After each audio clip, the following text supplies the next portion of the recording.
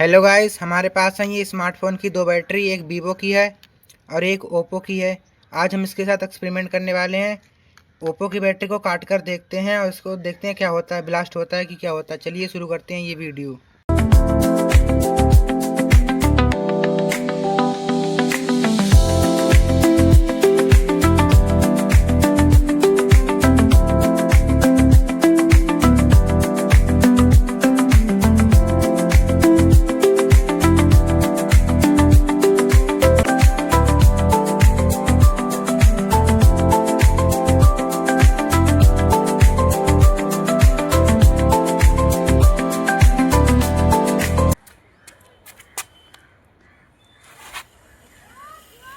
देख सकते हैं गाइस, इसके अंदर आग लग गई। गाइस ऐसा एक्सपेरिमेंट घर पर ना करें, ये बहुत ही डेंजरस हो सकता है। गाइस आप देख पा रहे होंगे, ये बहुत ही खतरनाक है।